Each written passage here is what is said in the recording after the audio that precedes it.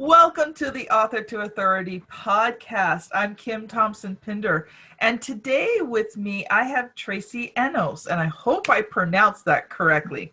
Now, Tracy is an endorsed top LinkedIn advisor, single mom of 4. Wow, those two together just probably make your life incredibly busy. And in July of 2015, she sustained the 3rd-degree burns, a 6-day stint in the burn unit, 5 surgeries in 9 months. All I can say is, wow, Tracy. That's just incredible. And she wrote her first article the following October and was actually featured by LinkedIn. And now she's gone on to generate 5 figures in just 2 hours of work. So I'm so excited to have you on the show today, Tracy, not only to hear your story, but to hear your expertise and help us with LinkedIn today. Thank you, Kim, for having me. I'm excited to be here. So first of all, why don't you tell us your story? Because obviously you have been through a lot, and I would love to hear about your journey to becoming this LinkedIn expert and writing your book. Okay. Well, I didn't start out to become a LinkedIn consultant. However, out of necessity, it kind of came that way, and a recommendation. But I started my journey into becoming a business owner after I was laid off twice in 4 years from corporate America. And I didn't know what I was going to do. And I kind of had, a side gig, like that's become really popular today, having a side hustle or a side gig, right? Well, I was already doing that. And I sat down with my sister, who at the time had brain cancer, and she was in her last few months of life. Mm-hmm. And she goes, Tracy, you already know what you're doing. You're doing it. She goes, just take the leap and start the business and start making money. Stop doing it for free. Mm. And I said, okay. Wise words. And so I did. The following February, I made it official. And I went to every networking meeting, every BNI, every chamber meeting. I mean, it got expensive, traveling, yes, several times a week, drinking a few glasses of wine, and I wasn't bringing in any business. And I had actually the last gig or job, should I say, that I got laid off from was a job that I found on LinkedIn. Mm-hmm. And so, you know what, I had already been dabbling in LinkedIn even while I was working for the job, working at that job, because I did a lot of traveling. I'm like, let's go to LinkedIn and see what I can do. And I started finding my clients in LinkedIn. And at the time I was providing digital marketing services, like building websites, SEO, reputation management, the Google Maps, that kind of jazz and stuff. So, and then I started finding clients all across the country. And then those clients are like, well, heck, if you're doing that, finding us, can you do it for us too? So I got like other digital marketing agencies. I got high-end commercial roofers. I had salons. I had a lot of clients coming through LinkedIn. And eventually I started getting clients overseas from that. But it wasn't until 2014, and I'm still providing all the local marketing services for them, right? So it wasn't until 2014 when I went to San Diego to a marketing conference, and I got chosen for a hot seat. So 4 multimillionaires sitting up on this stage, and I get up there and they dissect my business in 7 minutes. Ooh, it was harsh. It was really Been there, know that.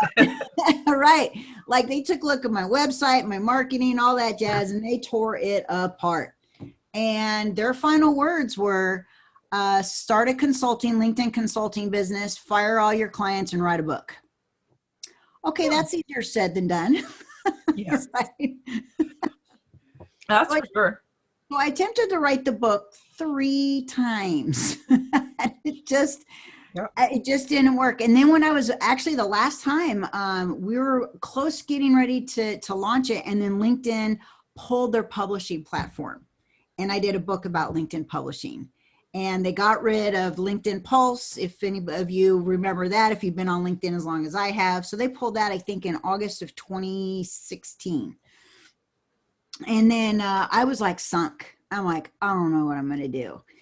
And and the following year, I got an opportunity to go speak with Dan Kennedy in his hometown Oh, of Cleveland. that is a huge wow. That is Yeah. a huge wow. If you And guys have not heard of Dan Kennedy before, he is like the probably the top marketing person in the world right now.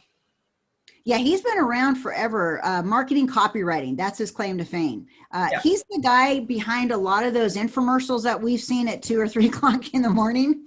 He wrote those, like the Guthy Rankers and, all those. So yeah, he's a very intelligent man, very, very, very intelligent. Well, anyway, so I got an opportunity to go speak on bonus day, and it was the advanced day. So it was the last day of the conference, and I couldn't walk on stage and go, I'm a best-selling author when I don't have a book, right? So what I did is I learned from one of the guys that was on the stage in 2014. He wrote a program called Publish Profit. And so I bought it, spent nearly $3,000 on the thing. And I learned how to write my book, but I didn't have to write the whole thing. I promoted it, got all the graphics done, and I promoted it in Amazon and pre-sold it. And within 24, 36 hours, somewhere in there, became best-selling author in 2 countries. So now I'm an international best-selling author. So I knew that if I was going to get up on stage and say that this book is coming out because I'm still getting sales, I better publish the darn thing. Right? So I did. And I launched that book in February 7th, I think, or 11th, somewhere in the first week or so, February of 2018, and as a best-selling author. And so that's my story of becoming an author. It's a long one. There's a lot more behind the scenes stuff, but that's my Cliff Notes. So how did you end up with third degree burns? Tell us a little bit about that story. Well, I've had a love-hate relationship with my weight. And back in the 90s, I attempted to become a fitness competitor, and I never quite made it to stage. Anywhere between 2 weeks to 2 months out, something went wrong. I threw my back out. I had a shoulder injury. It was just one thing after another. So I never made it to stage. And even after 2 kids, I was in darn good shape, and I've always had that inkling to get back to that. And I've gained weight, lost it all, gained weight, lost it. But I thought, you know what? I'm really going to try and make a good run at this. And so it was a Tuesday, July 7th, Tuesday morning, 5 o'clock in the morning. I'm up making prep meals for the week. Most people do it like on a Sunday, but I just happened to have this idea I was going to start on Tuesday. And I had, instead of brown rice, because you get bored with brown rice, I was making brown rice noodles. And so making enough, and I poured too much water in my pot because it was the first time making the brown rice noodles. And once they were done, I was in yoga pants and my boyfriend's t-shirt, which was like, a dress on me. And I didn't want to burn my bare feet. And so I'm like probably 6 feet away from my sink. And I put the colander on top of dirty dishes that were in the sink instead of actually clearing out the sink and doing that, And because I didn't want to burn my feet and I saw that the water was starting to spill, I tried to make it to the sink, and then it happening that the pot hit the tip of the colander, and the colander and the pot came all back at me, all back on me. And as a matter of fact, you'd think that the third degree burns would hit my feet. No, it hit my left arm, both my arms, my belly, and my midsection, my girl area. And what happened was the left arm from my armpit to my elbow over the course of a week developed about 5 inches, and they had to go in and do emergency surgery because I got some bad advice from the ER. Should have gone straight to the burn unit. They didn't send me there. They told me to wait on my primary care. And so what could have been maybe a $50 size third degree turned into 5 inches of third degree burns. Wow. Because they obviously didn't stop the burning. It didn't stop the burning. No, it just kept eating away at it. And so, unfortunately. So my PC got me in. She saw me that following Monday, and she called the burn unit while I was still sitting there in her office. And they got me in Tuesday morning and did my surgery Wednesday, cadaver skin. And then So it was on for 24 hours. And then I had the graft on that following Friday. So, and what they thought was going to be 2 or 3 days in the burn unit turned into 6. So, yeah. So, and I'm telling you, that is, one of the hardest things to do or to go through. I met some burn victims, going up and down the elevator. They were long healed, but they showed me some of their heals and stuff. I'm like, man, mine weren't even near what your guys's were. So, but it doesn't matter. I mean, I still went through depression. I still went through anxiety, never had anxiety, not like that. We all have some sort of anxiety in certain situations, right? Like right before I got on stage, got a little anxiety. My hands were sweating. I thought I was going to vomit all over the place. But this was serious anxiety. Like I woke up in the middle of the night and I flipped a lid anxiety. Yeah. So it's basically post-traumatic stress. Yeah, I think you could probably say I had a little PTSD after that. And it didn't last just a week. It was months, months and months. So, but the funny thing is while I'm sitting in the hospital, 3rd day in, I'm like doped up on morphine, lorazepam. I don't know what else they got me on there. They keep like alternating the medicines.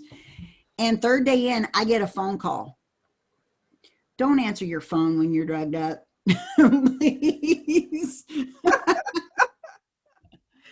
So don't get drugged up, but then don't answer your phone when you're drugged up. Yeah. And morphine does different things to different people. And for me, it makes me laugh and say dumb things.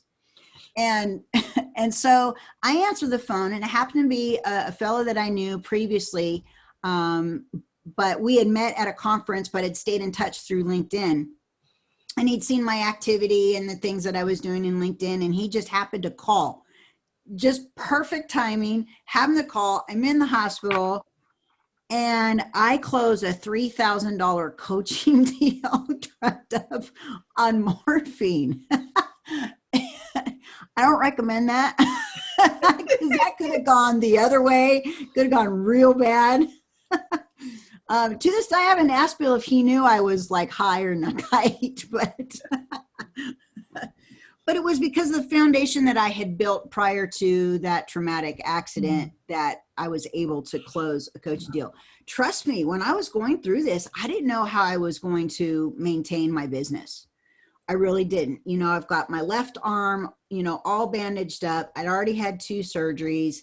And, when you're going through some depression, onset depression was really quick. And then that anxiety, and you've got your 15-year-old son really taking care of you.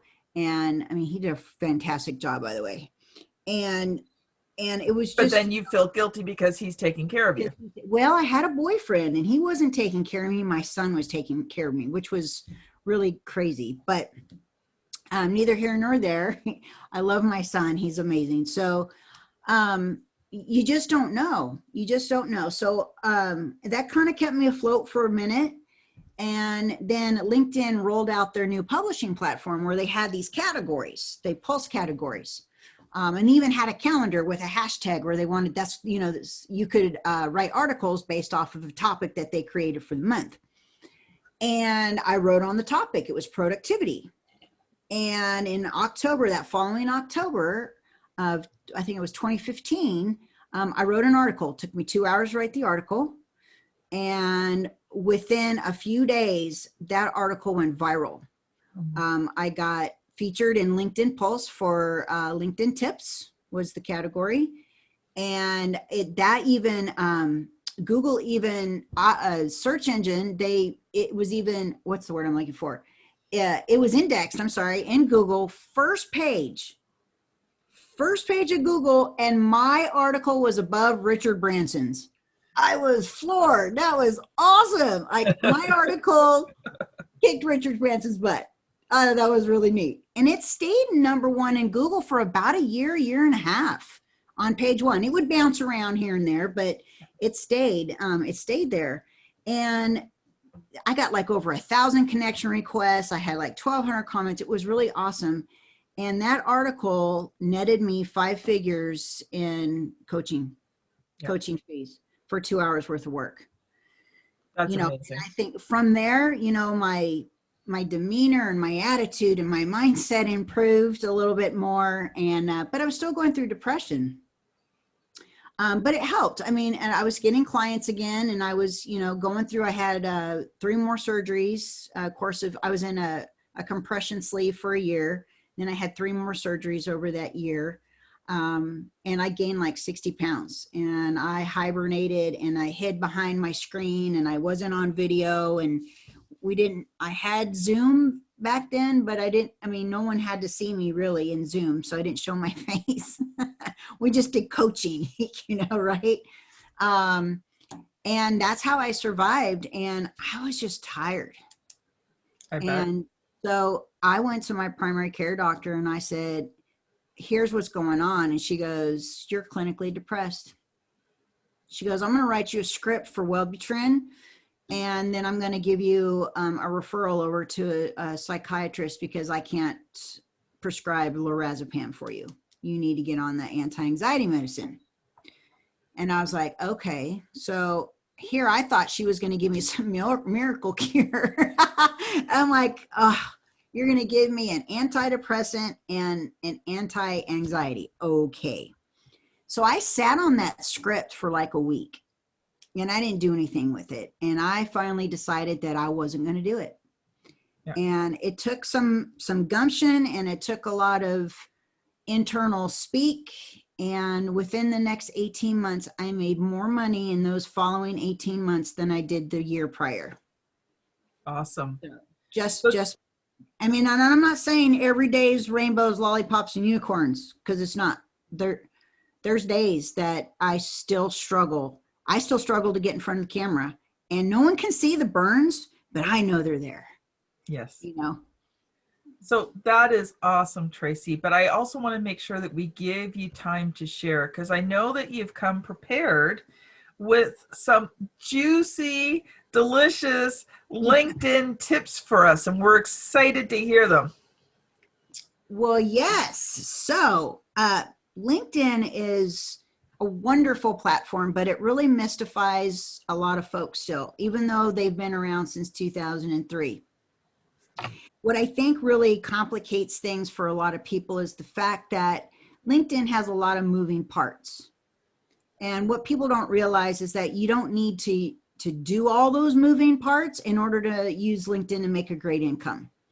And trust me, Facebook and Instagram, Twitter, they're a lot easier to navigate and to work in than LinkedIn. LinkedIn has got a lot of stuff going on. And I don't mean just ads.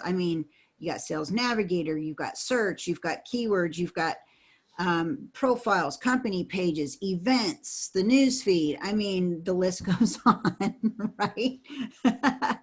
And so, but what I think most folks, they neglect is that foundation. It's the foundation that kept my head and business above water. Mm-hmm. And this foundation is important in any marketing, not just LinkedIn. So the work that you do for your LinkedIn foundation is very applicable to any other marketing that you're doing, whether it's online or offline.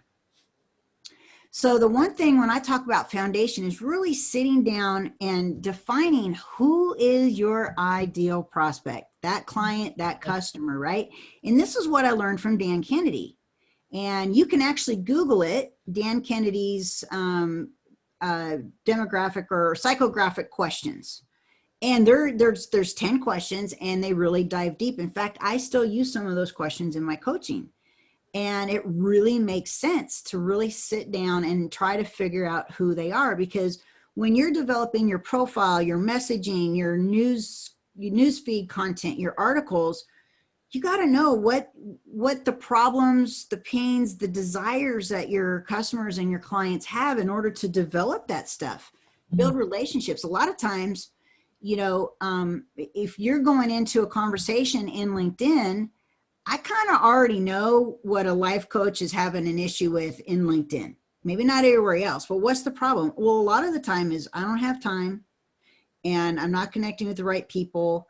And, I know what those pain points are. So I'm going into a conversation already knowing in the back of my head that I can help them.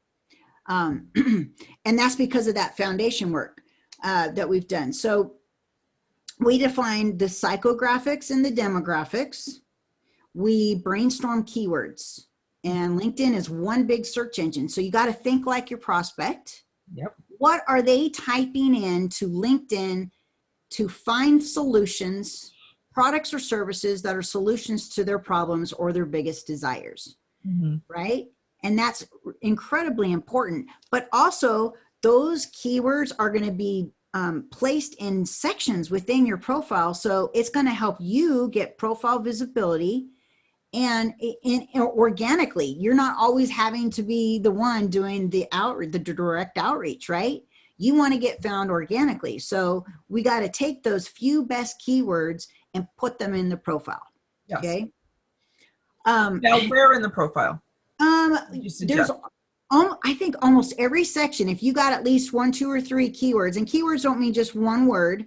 We're talking like, for example, I'll give you one long tail keyword that can turn into 4 keywords.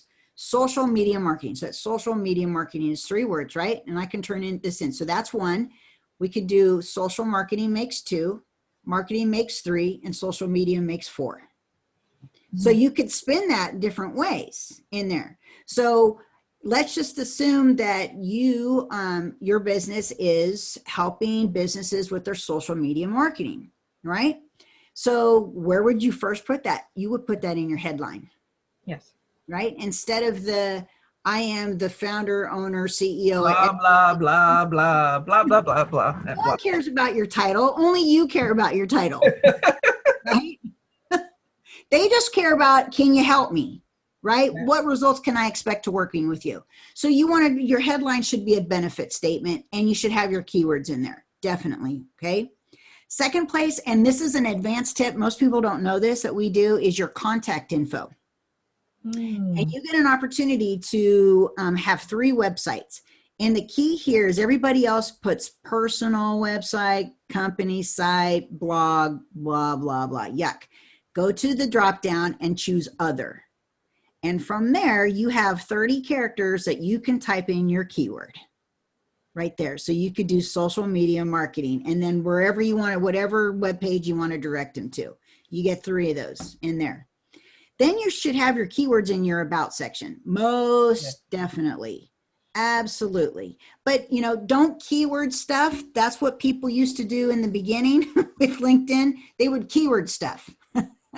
Don't get me wrong. I did it too. I'm guilty. But yeah, like you want it to sound good. Like it's right.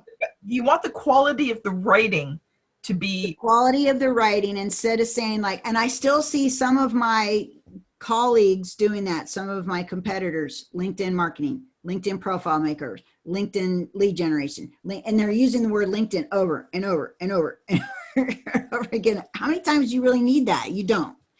And then the featured section. So what's cool about the featured section is, like say, for example, you want to upload a YouTube video or Vimeo. Well, LinkedIn is going to auto-populate the description and the title, but you don't have to, because a lot of people don't optimize their titles and their descriptions in their videos. So what you can do is you can actually go in there and edit your title and description in there. Use your keywords if it's relevant. After that, your work experience. Most definitely in the headline of the work experience. And this is where everybody's going to put their title again. XYZ. Now, I don't mind putting my title in there, but I always have my benefit statement first. This is how we use a little bit of copywriting. Things that I learned from Dan Kennedy, other copywriters, and other bigwig marketers, right? So we take a little what we've learned outside of LinkedIn, and we push the resume aside, and we are now trying to speak to our ideal customer or client by using some copywriting tricks and doing benefit and results headlines. And then if you have some room, go ahead and put your title. Yeah. And then of course, in the description of, the work experience. And then here's some other places that I like. If it's relevant, publications, projects. A lot of people put like their projects that are like outside of what they're currently doing. Here's what I like to do with projects. Here's how we reverse engineer them. And here's a big tip. Any of the projects that you are currently working on or have worked on that you're particularly proud of, is in your current business or your current focus for using LinkedIn, describe it in a story. So this is, again, we're back to Dan Kennedy. So you're going to take that headline and use a benefit statement or what it was that you did for this particular client. Okay. And then you're going to tell a story. How's it that you found the client? What was going on with them? That was the problem. If they didn't get that problem solved, what could have happened to them? Agitate that problem. And then what was the solution that you gave them? Now, by doing that, you can also highlight, because the project section is bundled in with accomplishments, you can go all the way back to your about section and direct people to go down to your projects to see some of the successful stories that you've had. That's what we like to do. Wow. That's a huge tip right there. Cool. That's amazing. I've never heard that one before. I know, because we're the only ones doing it. Well, Tracy, that is amazing. And we're just pretty well out of time. So can you, just like in a minute or two, can you tell me about writing your book and what were some of the results that you saw from it? Writing my book. Well, when I made the decision to pre-sell it, Amazon says you have a certain date to publish it. Well, I missed that date and I got a 30-day extension. And then I wrote my butt off for 32 days straight. So I had to work with clients because when I went to the event, I sold clients. So I had onboarding clients, and then I spent nearly 4 hours a day for 32 days straight. Don't recommend anybody doing that, by the way. My butt was sore. So for 32 days straight. And then I published it, and it did amazing things for me. Because of that book, I scheduled 25 more speaking gigs and podcast interviews, which in 2018 alone, which was responsible for additional 25% more of my income that I didn't have to spend any marketing dollars or time. And of course, all those, I mean, I was doing podcasts in Holland, the UK, and I was getting clients in Holland, the UK, and Israel, and Australia, just from these podcasts, just from people listening to the podcast. They would go grab the book. And then of course, all my information's in there. They would connect with me on LinkedIn, and then we'd have a conversation and start working with them. So that's what it did for me. And even though the book is a little out of date, which we are going to be rewriting it this summer with all the new fun publishing updates and content stuff that LinkedIn has now, I'm still making money from the book. I'm still making royalties, which, we know that royalties aren't going to make you rich unless you're a New York Times bestseller, but I'm making money. I just had a guy message me on LinkedIn yesterday and said, I bought your book and I wrote my first article because of your book. Nice. And that's pretty cool. So I love that. And this is 3 years later. I think that's great. So Tracy, if people have really enjoyed what they've heard today, how can they get a hold of you and find out more about what you do? Do you have any free giveaways? Absolutely. So, Kim, I would like to invite them to come and connect with me on LinkedIn. And it's Tracy Enos, Enos. Enos. Thank you, Enos. Yeah. Okay. So Dukes of Hazzard fans, remember Enos from Dukes of Hazzard? That's easy to remember. And I'm the only Tracy Enos that I remember. I was the first Tracy Enos on LinkedIn, and I think the only one still with a photo. And they can also get my giveaway. It's my 23-point checklist, profile checklist, and a PDF copy of my book. You don't have to go buy it. And you can go to linkedintopublishing.com. linkedintopublishing.com. Okay. Awesome. Thank you so much, Tracy. I have so enjoyed this conversation and the wonderful expert advice that you have shared. So I'm probably going to say this wrong again, but this has been Tracy Enos. Okay. And Kim Thompson-Pinder on the Author to Authority podcast. Thank you so much for listening. And we will see you on the very next episode. Bye now.